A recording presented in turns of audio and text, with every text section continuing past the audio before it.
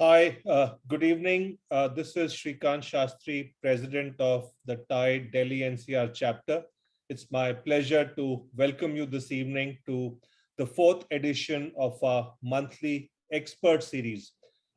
Each edition of the expert series, we take a how-to topic that's relevant from a startup standpoint.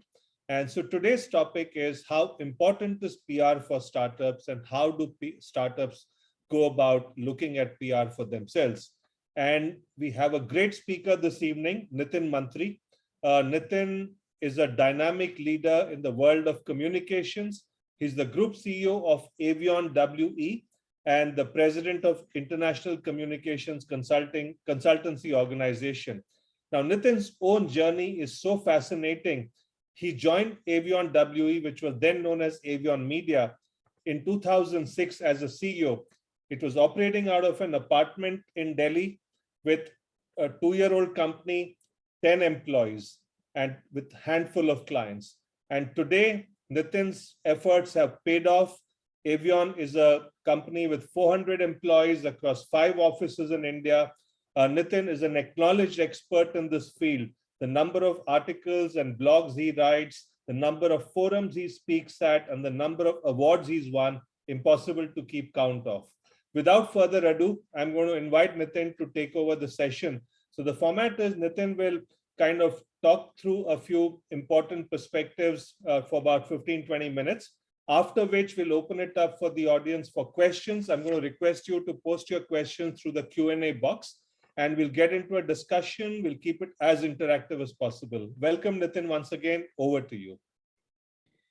Shrikant, thank you so much. Thank you for that lovely introduction. Okay, I hope today's session will give you some idea about how you guys can navigate some of the communications challenges. And when I say communications, it includes, public relations, your image, and policy, because I think policy remains a big part of what startups are going through, because you're basically disrupting the market today. So I'm going to share a few slides and then kind of open it for Q&A. Just give me a second. I'll just share my slides for a minute.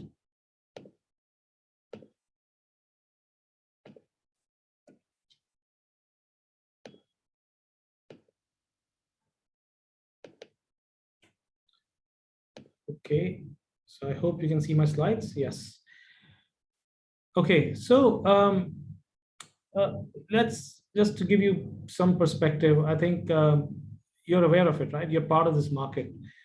We have nearly what I say about 70,000 startups at last count. India seems to be the 3rd largest market after the US and China.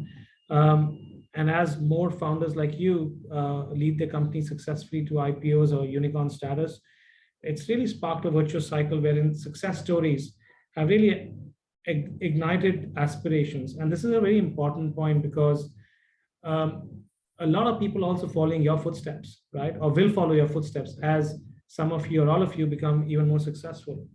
Of course, the government has, from their own side, has an own initiative called Startup India, which you're aware of, and which is also building up this whole ecosystem of entrepreneurship and innovation. I mean, why I'm giving this background is because, and we'll come to that in a minute, is because while some of the recognized startups are spread across last count was 640 districts across 56 diversified areas like IT, finance, tech, enterprise, software, AI, etc. And they've created huge jobs in India, right?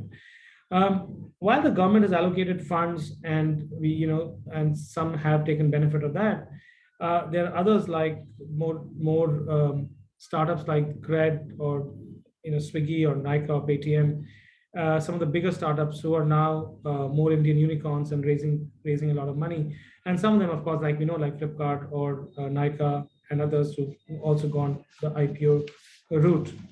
But there are issues and challenges for this market, right? And the challenges stem from various aspects, right? One of them being challenges in fundraising, right? So with funding, we're seeing a little slowdown, and I hope it's just a little and not too much. Though I know big funders like Sequoia and Lightspeed have recently just closed big funds in India in billions of dollars. So while funding, we're seeing a bit kind of slow down, and we're seeing the fact that India could be, or the startup space could be bracing it for a long and bitter winter.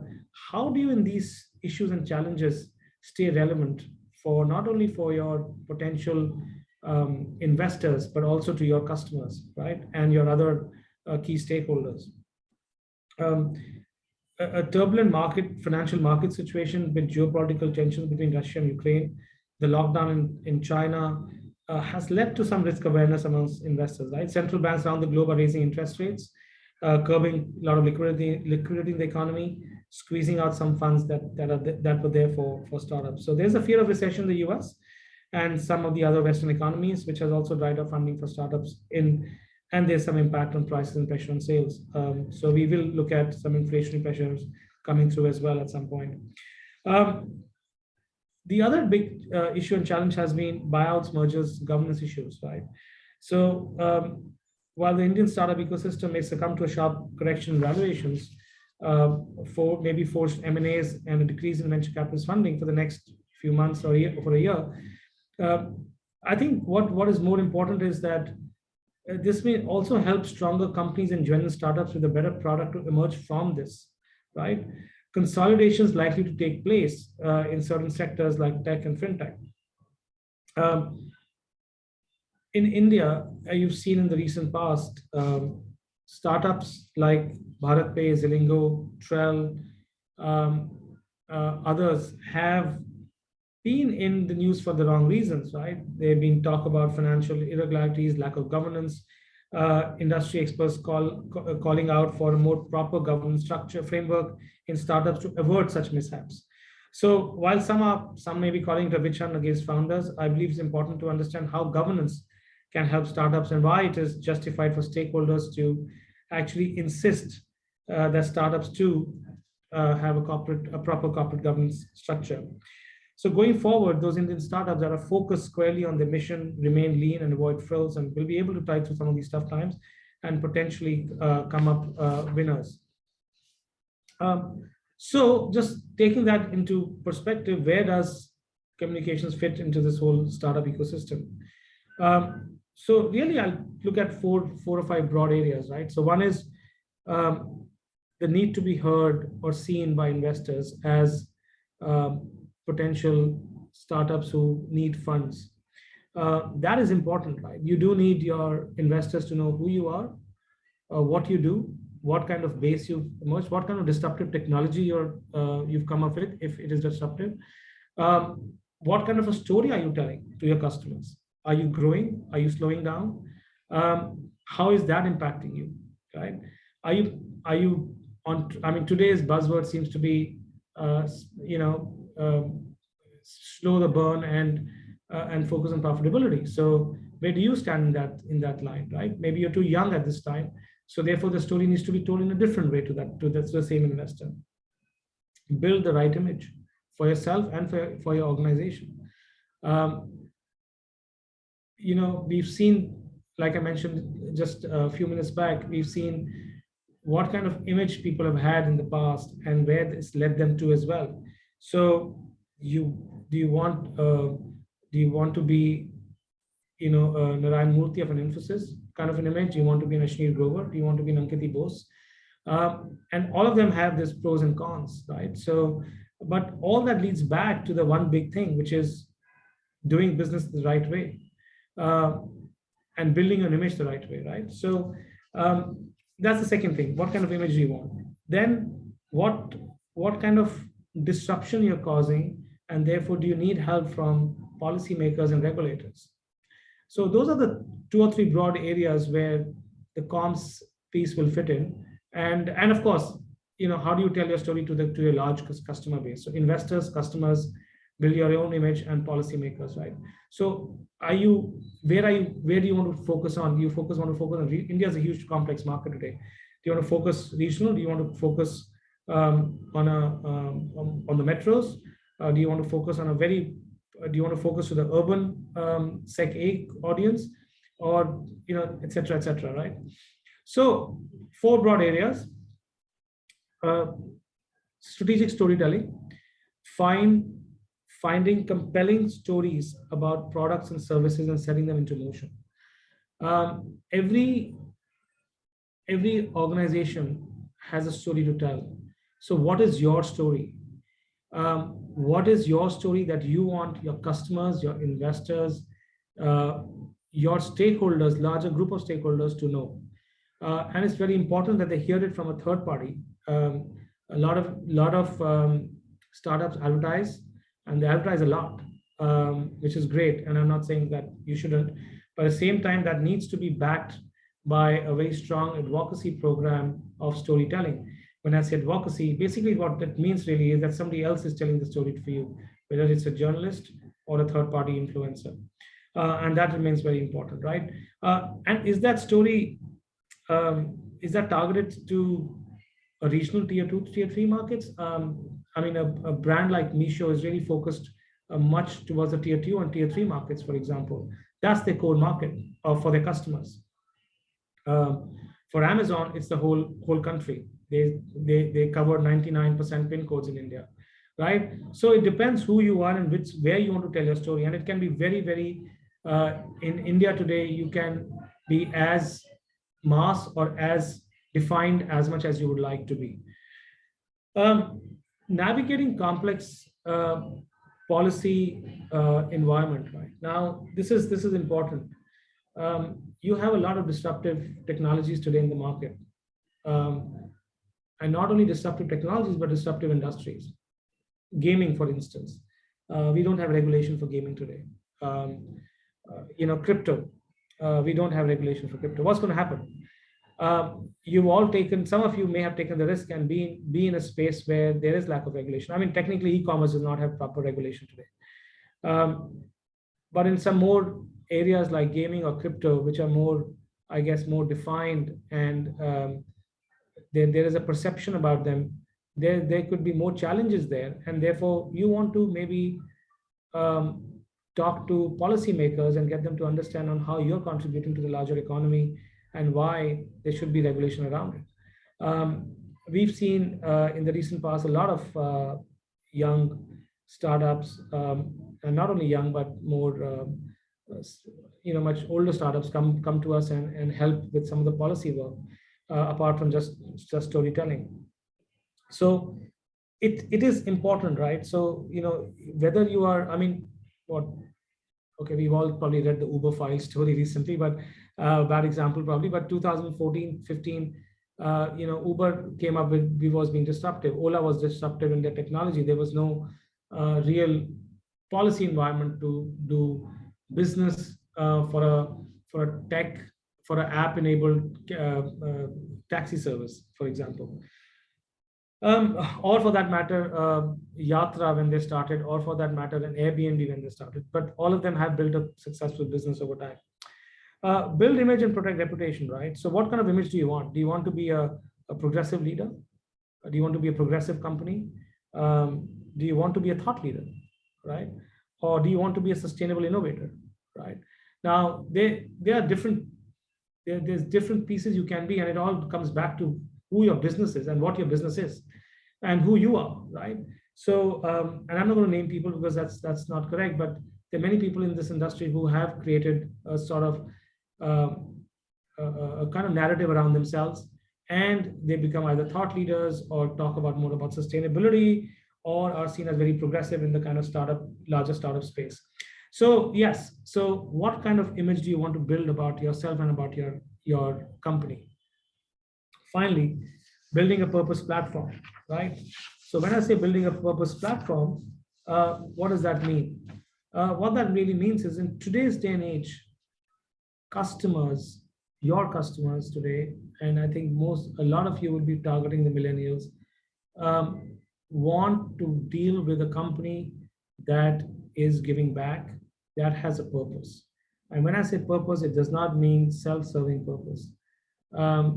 It means that, do you have a larger purpose for your organization, and are you following it through?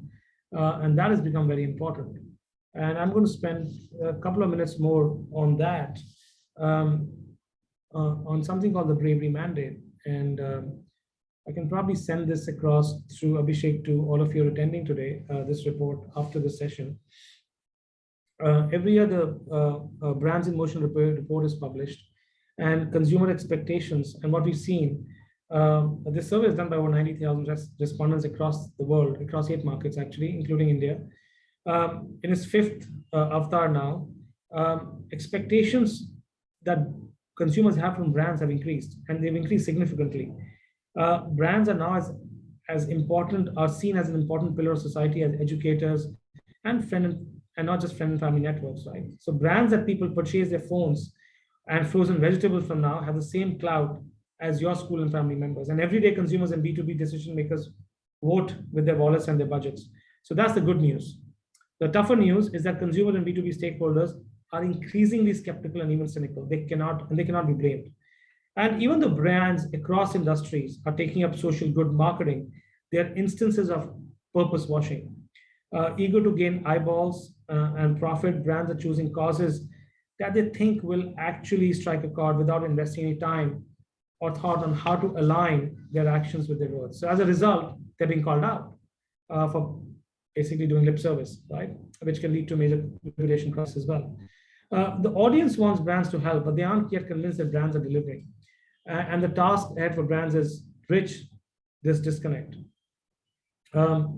Brands are aware of this, and they look towards us, their public relations or comms advisors, to help them lead with what I call authentic purpose. As experts, we have to take an ethical approach. We have to first internalize that purpose. In fact, I'll just give you a short example. I came upon, and probably some of you may have read this, when President Kennedy was once visiting NASA, and he asked a janitor over there, what is his role at the agency?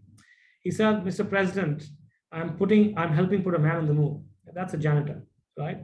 And that is the purpose of NASA, was to put a man on the moon. And that purpose was delivered down to the janitor who was delivering it, right? So every single person in your organization needs to know your purpose, and that needs to be built in the DNA of your company. So the consumers and B2B decision makers surveyed for the latest Brands in Motion report rated environment sustainability, income inequality among top issues that brands need to address. During the World PR report as well, most of the heads in Asia also named sustainability, environment, education, economic inequality. The call for business to increase the environment and social governance performance is stronger than ever.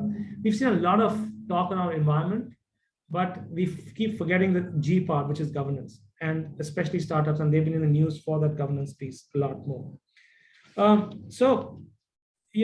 As strategic partners, it's going to be a key communication priority for you to find your purpose and actually amplify it with your stakeholders. So as I end, I just wanted to just talk about a few examples. And these examples are some of the brands that started as a startup, are listed today. Some of them are in the middle of, some of them have started, some of them have come through a crisis. Echo, for example, is an insurance company, for example. And how do you consumerize insurance for a customer? How do you tell that story? And insurance has always been sort of a kind of more B2B play, more influence driven, more word of mouth driven. And how do you consumerize that is a big challenge for a company like Echo, for example. How do you navigate the policy environment as well of selling online? Dream 11 gaming, unregulated market, a challenge on how to, and a state subject on top. So a lot of you may be grappling between state and central policies. It's a state subject. Every state can have their own regulation. They can ban, if they want to, gaming in their state, or they can allow gaming in their state. Central government can have a rule which can give guidelines to the states as well, but there is nothing yet. So you're operating in an environment which is unregulated, and anybody can, for populist measures or for any other measures, can say, hey, do we really need gaming? Do we need to regulate it? Do we not need to regulate it? Yeah, one of the key things, tools that the government, of course, has to tax things, right? So which is not regulated enough. So crypto we've seen being taxed in the recent past, and gaming as well. I think there is there is challenges there on taxation as well. So that's another example. Yatra I put there because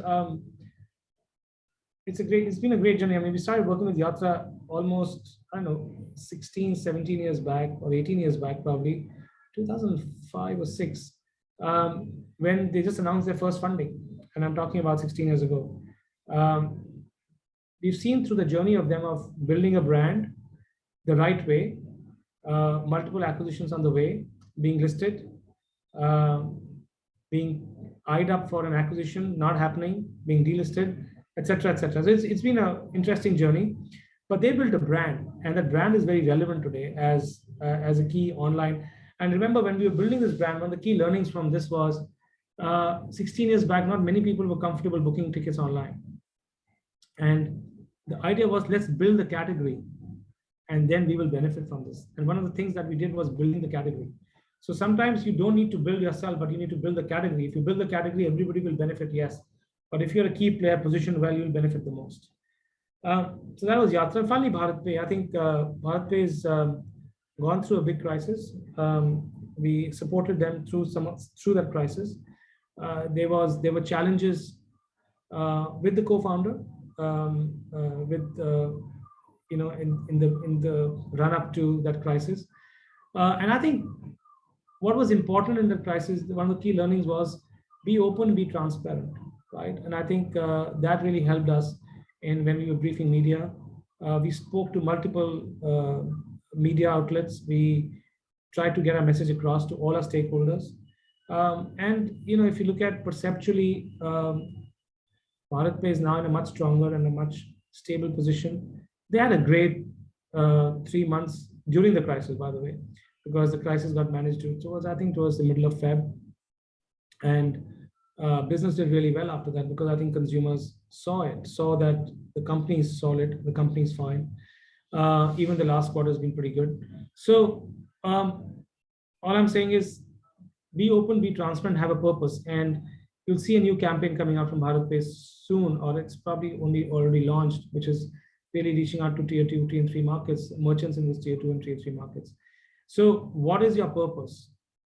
How are you going to manage it? And what is your actual story that you want to tell? That's the key thing. So I'm going to stop here and open up for Q&A. Thanks, Nitin. I think I took away some significant statements from what you said. Need to be heard and seen by investors. I think that's significant in today's environment. Even if investors have slowed down a bit, you need them to remember you. I love what you said. You want the image of Narayan Murthy, Ashneer Grover, or Ankiti Bose. I think that's good food for thought. Strategic storytelling, and people must hear your story from a third party. I think that's so great. All of us as startup founders know how to tell our own story and tom-tom it, shout from the rooftops, but obviously credibility is better when other people tell the story. And I love what you said about the Bravery Mandate. We'll come back to that in a bit, but I'm going to take one of the current topics, which is fintech startups. Buy now, pay later, crypto, they're all in trouble, whether with RBI or with someone else. Now, if someone in the audience today is the founder of one such fintech company, how should they approach the entire regulatory or policy aspect? Now, what happens on the one hand is that technology moves very fast. Consumer expectations move very fast. Consumers want BNPL, consumers want crypto, and startup founders are brilliant. They all move very fast, faster than regulators ever can. Now, but they get into trouble with regulators. Therefore, should startups slow down and be cautious and not be disruptive? Or is there another way they can work with regulators to shape policy changes so that you can keep the momentum going? What would your advice be actually? The latter. I think definitely do not be disruptive, be disruptive. And I think personally, this government wants you to be disruptive, right? They want innovators, they want technology coming out of India, definitely. But work with the regulators. And we've seen that does help. You can actually help shape policy. the government is also not an expert on most of the things, right? So they want you to come up with ideas and thoughts and processes, as long as it's towards the benefit of the right to the larger citizenry of the country, right? And to the country, they want to talk to you. They want you to give them suggestions and help to build a narrative around policy. So whether it's crypto, whether it's other fintech issues, absolutely. I do strongly suggest that invest, keep that in mind, invest in a policy. If you're in that space of regulatory challenges, then invest and work with somebody who understands policy and can help you, can help you through that process. One, if not, and if budgets are a challenge or something, look towards an association in your industry. Today, most industries, most startups also are creating their own associations, right? And work through that association. Probably can fund that association a little bit. It's not as much as paying somebody else externally as a consultant, but work through the association, because you'll all have common challenges. I think this is great, because traditionally all of us have been brought up to believe that the government is there to say no to everything. Regulators are there to say no to everything. But what we're hearing from you is that the government and regulators want to encourage innovation. They, however, don't know enough themselves. And therefore, the onus is on startup founders and the community of founders to individually or as an association to work with the policymakers and educate them. I think that's a great insight, because, but would you be able to take one example of a particular situation or a sector where this has actually helped? Yeah, so I can tell you what, battery swapping is a big challenge, right? So a lot of young startups are there in that space, and there is a battery swapping association just being set up. It's called IPSA. I think it's called the Indian Battery Swapping Association, or international. So it's called IBSA. It's just being set up. There are multiple members of it, and people have started making representations to policymakers around regulation. And there are lots of different views in government around it, because they themselves are not clear about it. Second example was for shared accommodation. SAPFI was a shared accommodation foundation, Federation of India, something was set up. It's still going strong. And one of the challenges was about, does shared accommodation come under the Rent Control Act? It wasn't at that time, right? And I think there was the SAPFI did help move that regulation in that direction of putting it under the Rent Control Act. These are association-led examples, and then there are other examples of companies where policy has helped them. And I'm not going to name companies, but some startups where we've helped them help see government on how to charge GST or not to charge GST on certain elements of their business, right? So those have been success stories. Definitely, there are multiple success stories like this. I think both of these, battery swapping, shared accommodation, is great. And I personally know of peer-to-peer lending as another situation where the association worked with the RBI to create P2P policy regulation, actually. So yeah, so it works. Now I'm going to pick up on one question from Yuvraj Manish, and I'm going to build on that with a few more additions from my side. Yuvraj Manish wants to know, as a new startup founder without funding, how and where to start PR with limited budget? I'm going to add a layer to this. Now, even if a startup raises some initial funding, angel round, $500,000, or seed round, $1 million, they typically spend that money to hire a tech team so that the product can be built out. And they use some of that money for customer acquisition, because both of these things give them short-term results that they can go back and show to the next round of investors. Now, PR rarely figures as the top priority at this early stage, except for some occasional announcement कि हमने ये product launch कर दिया करके, product launch announcement. Now, do you think they're losing out by not bringing in PR early on into their mix? And to answer Yuvraj's question, how do you kind of find the money to do this? I mean, because PR requires money, or at least that's a perception. How would you answer this? How early should this happen? What should the priority be? If you wear an unbiased objective hat and not wearing the hat of someone who gets revenues from PR? Yeah, no, absolutely. I will not. So I think two ways, right? So one, I think define your audience. Why do you want PR, right? So is PR required for getting more funding? For example, is it to be highlighted amongst investors? You can do short targeted programs with PR, right? You don't need to have an intensive program. So you don't need a big budget in that case. If you want to reach out to customers, uh, then you probably need a much larger budget. But even in that, define who your customer is. Is it a customer who's on largely on social media? Then you only want social. Then invest only in one part of that, right? Which is largely social media, which can be done by hiring a young PR/digital firm, or even hiring a couple of young people in your office to start with, right? When I would say the right time is when you're going to go to market, and you want customers to hear about you. That's the time to go be starting doing PR, because one good campaign honestly can get viral very, very easily, and that can get you multiple eyeballs and downloads, which is what you want. A lot of downloads. So if it's investor focused, then can do short targeted programs. If it's consumer focused, as long as we're clear about who your consumer is, then one can do targeted stuff at a reasonably low cost, sometimes in-house as well. Right. Right. Now, you spoke about storytelling, and Ekansh Rao from the audience also has a question. How do you figure out the right value proposition for good PR? So where does the story emerge from? Is it the product story? Is it the vision story? How do you create the great value proposition that makes for great storytelling?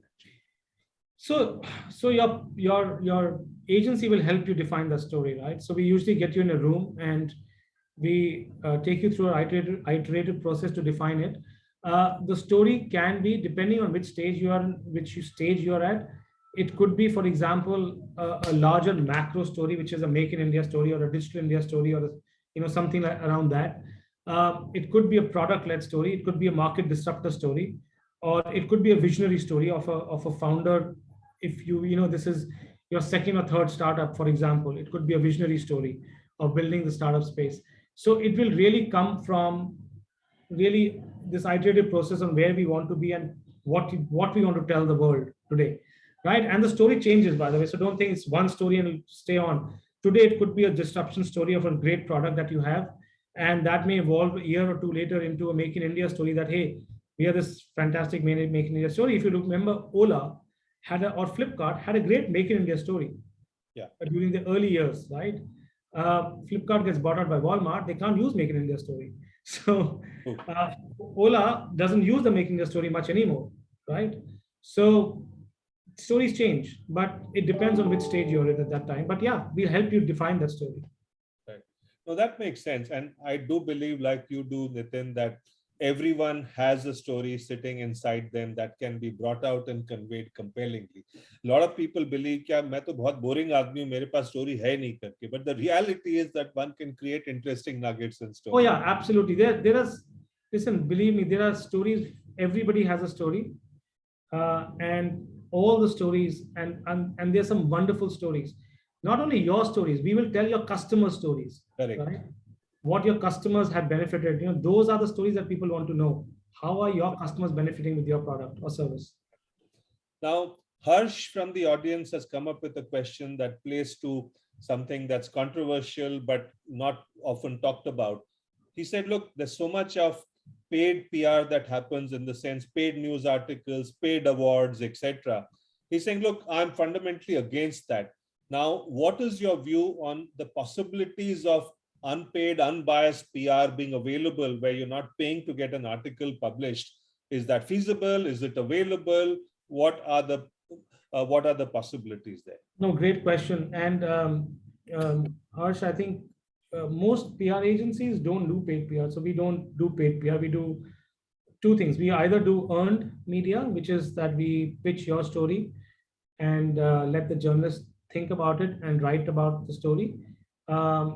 Or we will do we'll create a lot of good content for you, which is owned content, which you will push through your channels, with the idea that owned content can give you a lot of earned media. So great video which is pushed out from your Twitter handle or your YouTube channel, if it's really, really good, it can go viral, which will give you multiple earned media as well. So that's the eventual idea.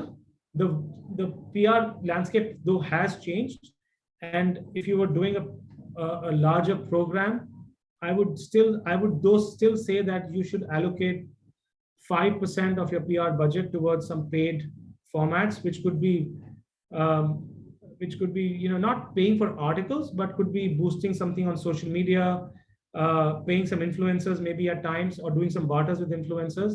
That I would say is still okay to do, but most PR firms will, we only do largely earned media. That's what our USP is. We don't do any paid stuff. That's good to know. Now, interesting question from Devapriya. We've spoken about PR and communications for a startup and its business. Devapriya wants to know, how important is it for founders to build their personal brand through positioning using PR, actually? Personal brand versus the startup brand, and what do you say to the two, actually? It's a tough question, because I think please understand, it's a double-edged sword, right? So the more you build, and if something goes wrong, the harder you'll fall. As long as you're prepared for that risk, and I gave 2 examples earlier. Let's put it this way. Both Ashneer and Ankit both have had a great PR trajectory, like huge positive stuff, great stuff, but they also had a tough time when they got into trouble, right? So remember, as long as you're clear on your credentials and what you're doing, there's no harm in building a personal brand. Having said that, there will come a time, and there are many examples of this I'll give you after this, but where you need to switch. Your personal brand is helpful because it's helping you build your company. But at some point, you will switch to say, now I want to focus on my company and other leaders in my company, because you will, over a year or 2 year period, you will have other CXOs in your company as well. And they need to be seen as well, because the company will only be successful if you make the company the hero in the longer term. In the shorter term, yes, build your profile, and so that it helps your company. But mid to long term, shift that narrative towards your company and other leaders in your company to build to broad base. Infosys, great example, right? On how the founders moved away and built profiles for other people and the company eventually. There are many examples, even larger companies like Google or Facebook or Microsoft, they've all built up like that, right? So that's what I would say. That makes a lot of sense. I'm going to come back to, if you started your involvement with Avian Media in 2006. In the early part of your career, I'm reasonably sure that PR meant getting good coverage in top newspapers or TV channels. But today, if you're talking about PR focused on consumers, and if you take direct to consumer brands, so many of which are targeted at millennials and Gen Z, obviously, how does PR change? Obviously it's online, but are there any secret tips you'd like to share on what works for a direct to consumer brand targeting Gen Z and millennials, as opposed to saying, I want to be on CNBC, I want to be on Economic Times, which are more the traditional media, actually? Usually go where your customer is, right, or your stakeholder is, right? So I think for a lot of brands today, it's helpful to be more on social media than on traditional or online media. What I mean is online media, because a lot of the consumers are consuming news online. They're not really reading a physical paper anymore. They're consuming news online, and when they're consuming news online, they're consuming news through online articles, yes, but also through social media outlets.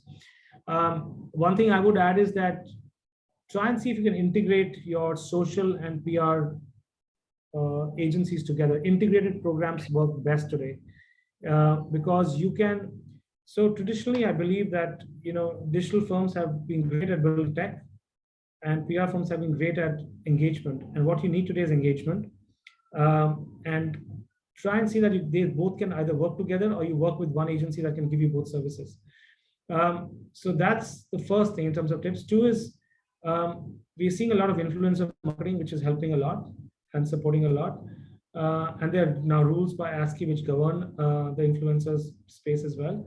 But yes, use influencers and don't shy away just because they barter or they get paid, because influencers will form a key part of them influencing your customers. So that's important.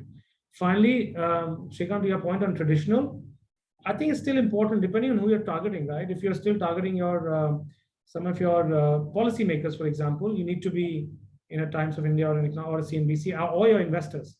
Yeah, I'm sure some of them may be on this call, but some of them will be watching the news or reading Economic Times still and looking at who startups are. I mean, so be in that in case funding is important. But if you have funding, you don't need funding for 2 years, leave it for now. Yeah. You spoke about, use the word agency, so which brings me to a question from Rishi in the audience. He says, what works well for an early stage startup, an in-house PR team or a PR agency? And I'm going to add a third one to that, a PR freelancer. Early stage, I would say if you have lean budgets, you can hire somebody in-house who can do it for you, works well. Eventually, you should have a PR agency only because, and PR agencies also can work from a freelancer to a small boutique PR firm to a large PR firm, right? So you can go through that journey as well with PR firms. So yeah, it really depends on budgets, but early stage, I would say hire somebody in-house who understands public relations, and they can help you through that journey. And then when you have a little bit more budget, give them the authority to hire a PR firm over time. Right. So there's a question from Stuti, and I'm hoping she can butt in and provide this bit of information. The question is, since you mentioned Ashneer Grover, a startup like Let's Hash comes to my mind, which is founded by Shitank Jain. How do companies like Let's Hash ensure compliance to regulations? Unfortunately, I came across 2 or 3 different Let's Hashes. So I don't know which one Stuti is referring to. Stuti, can you point out which Let's Hash this is?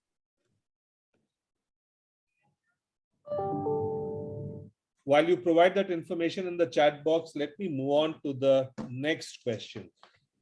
This one is, I'm taking an illustrative case, Nitin. You spoke about the Bravery Mandate. You spoke about consumers being purpose-driven. Yeah. Now, I get that particularly in the post-COVID world, younger consumers are asking questions that were never asked by the previous generation, which is why people are quitting jobs to say, I want to discover what matters to me.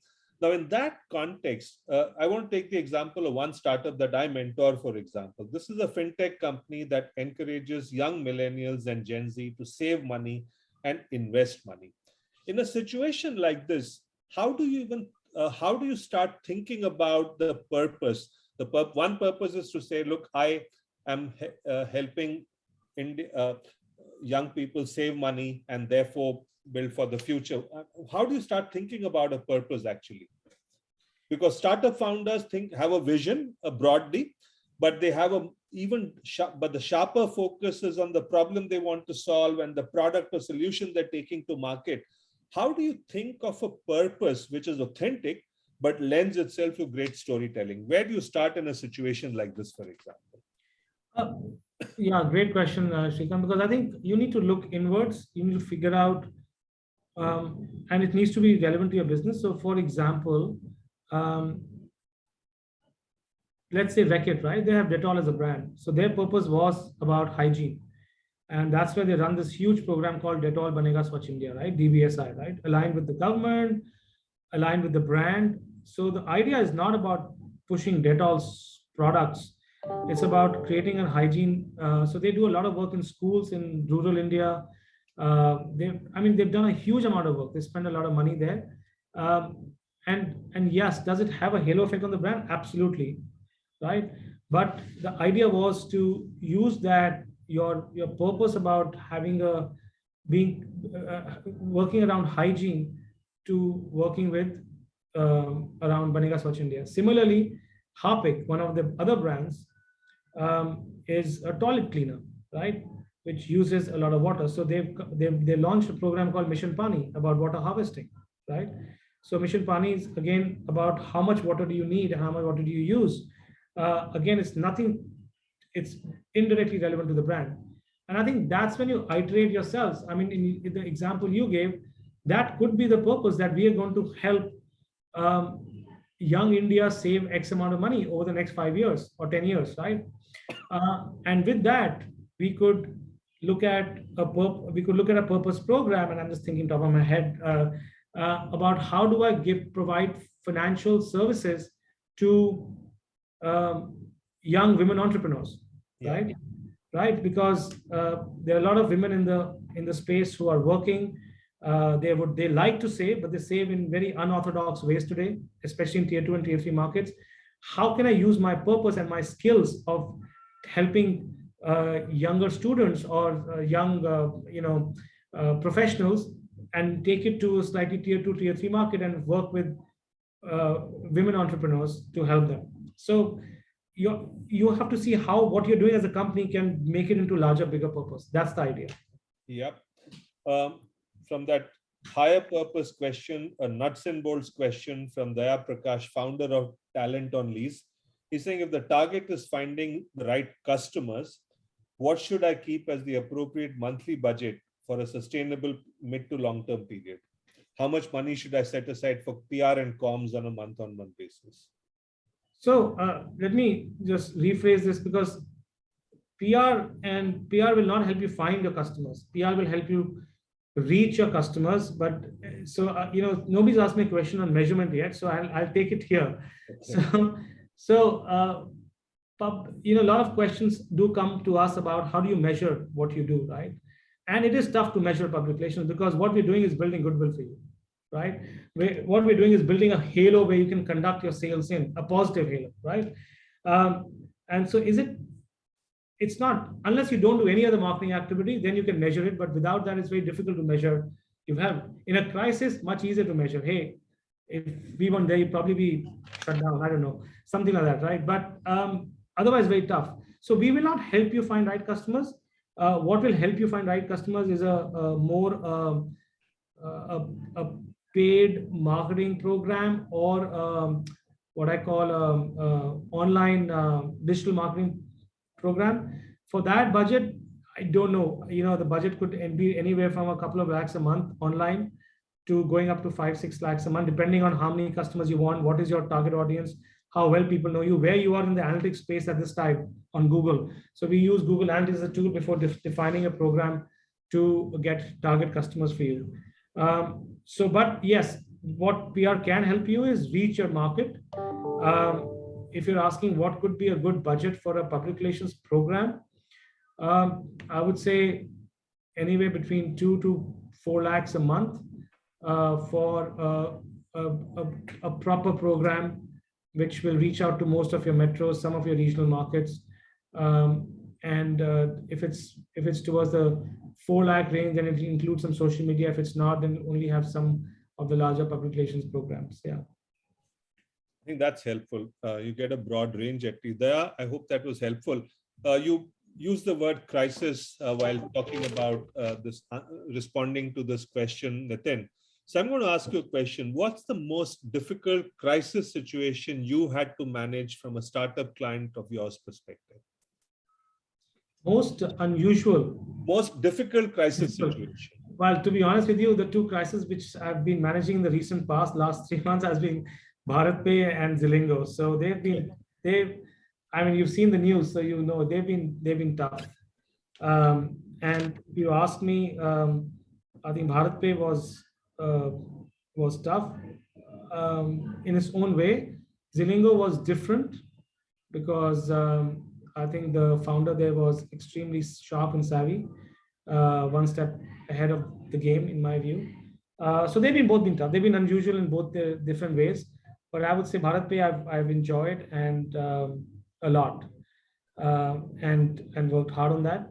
Yeah, and the other crisis I would say goes back a few years, would be the Tata crisis. So we ran the Tata crisis when Cyrus Mistry was removed as chairman. That was a great one to do, working with Mr. Tata and his team directly. So that was great. Yes. Today's the crisis of this week is obviously the Uber files, and I know Uber is saying, look, that happened during the previous CEO's tenure. We are all good guys. Now, if you were advising Uber currently, particularly in the Indian context, given the revelations that have come out, if it's not your client, what are the one or two or three things that you would kind of do to kind of settle the crisis for them? No, they're not a client. Okay, so I would do three things. One is being absolutely open and transparent, right? And some of the statements have actually been pretty good. I've seen some of the statements in the Uber file stories in Indian Express, and the statements been all right. And I think they've deflected towards the previous regime of Uber. Most of the statements. I think my view would be to be open and upfront about what they're doing. One, two, they must talk about what they're doing for their the drivers. I think that's a big question that has been asked in the Uber files as well. And I don't know what they do right now, but if they have a good purpose-driven program around that, they should start amplifying it now or launch one, right? And three, I think they should do a lot of positive stuff right now to kind of take away from the crisis, right? Do some positive stuff on what they're doing generally about the regular business operations. You're right, actually, because focusing on drivers and building up PR story around that is a great idea, because we all know drivers have been in trouble for a while since COVID happened, and that's a good one. And they need to be open and transparent and work with the regulatory, work with the government if they have questions. Right. Coming to the final question from Ankit Jangir, he says, what's the major difference between PR for B2B, B2C, and B2G companies? He's saying currently we're working in B2B and B2G, but we'll soon move to B2C. How should we think about PR differently in these situations? B2B, B2G on one hand and B2C on the other? Again, great question. So B2B and B2G become very targeted, right? So it's, you know who you're targeting. I mean, if you're targeting private sector banks, there are that many private sector banks, right? So you know who you're targeting. Once you go B2C, suddenly game changes, especially if your customer is regional as well. It's not just related to the metros. In that sense, it just opens up a big complex market for you, right? You need translated stuff. You need to go into tier 2, tier 3 markets, whether it's Coimbatore, Ranchi, Indore, Nagpur, whatever, right? So you just need to ramp up your PR program accordingly. So basically, you can think of, if you have a small program, focused program on B2B, certainly to ramp up based on your customers. So that's what you need. You may want to talk, if you do run a PR program, you may want to talk to your PR firm to say, do you have the expertise of doing both B2B and B2C? A lot of times, companies have two agencies, one focused on corporate and brand, and one focused on consumer and product, and including startups. So, and we do work with some of them where, we are one of the agencies, we have another agency doing something else. One agency usually provides all these services, but you could ask them if they have the capability. And having the right team is very important. Make sure that people who are servicing your business have the experience of doing B2C and B2B. You may have two people, which is fine, but as long as they have the experience, that's important. A B2B person cannot service B2C, for sure. I think we continue to get questions. I'm going to take one more from Shubham because he's asked a question earlier also. He's from a company called the techravens.com. He's saying, how do you choose the right PR agency to provide help? He runs a specific company where they develop tech for startups. But in that context or in general, how do you evaluate a PR agency? I know you answered partly right now in the context of B2C, B2B, B2G, but any high words level advice for Shubham before we come to an end of this conversation, Nitin? Yeah, so like I said, I think you need to know if the PR firm has the experience and the capability of handling a startup, number one. Number two, if you are largely a B2B player, do they have that capability of being targeted in their approach and have the right people to service you? Make sure, end of the day, it's about chemistry. When you choose a partner, make sure if you find the chemistry is good, that's, in my view, 50% of the time, that's where you think you can work with that agency. That's what I would say. I have normally I use everyone knows PCM as physics, chemistry, and math. So when I tell people how to find a partner, I said, you again need to look for PCM. Physics is a strategic fit. Do they have the capabilities and skills you need? Chemistry is that, do you gel with them? And math is obviously what they want to charge you. Are you willing to pay? And does it fall in your sweet spot? So if PCM happens, then it's the right agency for you. So that's typically the advice I give for the startups I mentor. I know we've come to the end of this conversation. Nitin, what I can tell you, this has been very, very illuminating. I know, for example, the startups I mentor who all been seed funded, that's the stage I mentor startups. None of them has prioritized PR. I've always believed that they should have. But I think you've given me enough perspectives today to go and tell them to look at it sooner rather than later, because some of them do operate in sectors which are regulation prone and so on and so forth, or non-regulated. But this has been incredibly helpful. I found it helpful. I'm sure the other founders did. This has been great. Lots of takeaways for all of us. So really want to thank you for this. And thank you, audience, for joining in today. Hopefully you took away a lot from this conversation with Nitin, who's one of the best communications professionals we have in the country. Thank you, Nitin. And thanks, Abhishek, for organizing this. Thank you.